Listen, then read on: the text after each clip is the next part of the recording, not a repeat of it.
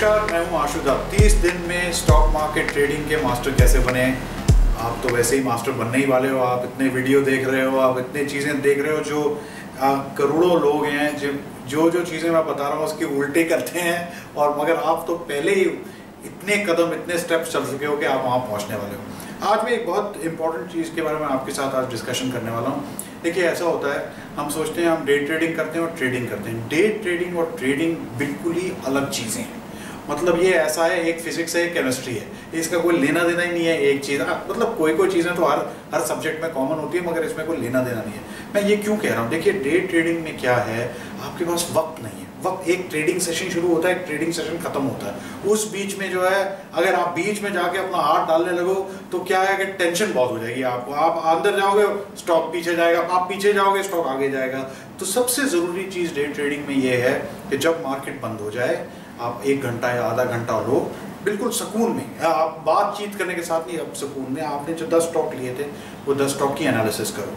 देखिए, 2 चीज़ें हैं, कभी कभी प्रॉफिट किस्मत से भी बन जाता है, लक से बन जाता है। मगर लक से बनने से हर जरूरी नहीं है हर दूसरे दिन लक आए।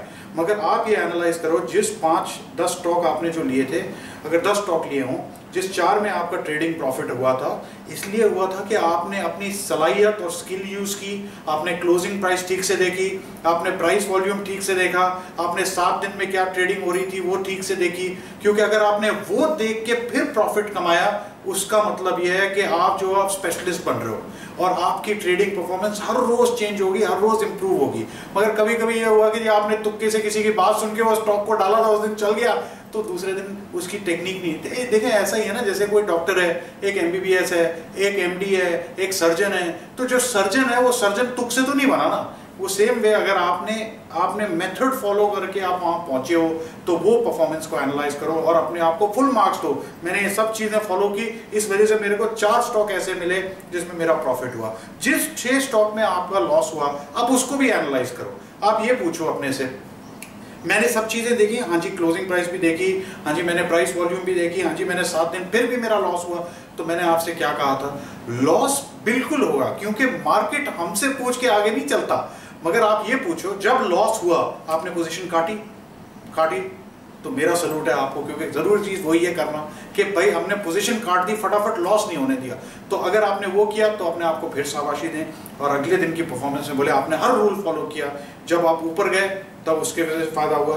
अच्छा, अगर नीचे की तरफ आप जो है किसी एनालिस्ट को सुनने के बाद आपका दिल ने ये कहा कि इसको बेचना चाहिए, क्योंकि ये जो स्टॉक है आपके खरीदने पे ऊपर नहीं गया, नीचे आया, इसको मैंने बेचना था, ये मेरा रूल था, मैंने किसी एनालिस्ट की बात सुनी और मैंने स्टॉक को होल्ड किया, तो फिर आपने गलती की।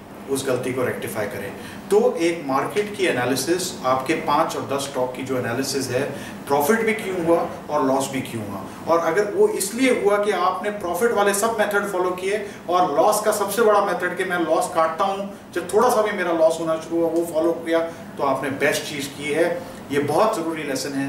कभी भी आपको जब शक हो, या आप किसी एनालिस्ट को सुनो या टीवी सुन के आप स्टॉक इस साइड लेना शुरू करो, उस साइड लेना शुरू, ये आप वीडियो आप फिर से देखना, ताकि आपको कॉन्स्टेंटली रिमाइंड करते रहे कि एक आधा या 1 घंटे की एनालिसिस मार्केट के बाद ज़रूरी करनी है। और मैं आपको इतना कह सकता हूँ, देखिए, हम लोग सब बात करते हैं कि मैं फाइनेंशियली फ्री होना चाहता हूँ। आप ये मेथड फॉलो करें, 1-2 साल में आपकी खुद कंडीशन ये हो जाएगी। काम आप मतलब तफरी से करते हो, ठीक है जी, मज़ा आ रहा है तो काम करें, नहीं है तो ये ट्रेडिंग प्रॉफिट से आपके बहुत होने वाले हैं। इसलिए इस मेथड को आप ज़रूर फॉलो कीजिएगा और डिसिप्लिन, हर रोज़ का डिसिप्लिन इसको रखें। संडे छोड़ दीजिए, संडे मस्ती करें, मगर बाकी दिन का ये डिसिप्लिन रखना बहुत ज़रूरी है। आज के लिए इतना ही। मैं हूँ आशुदाब।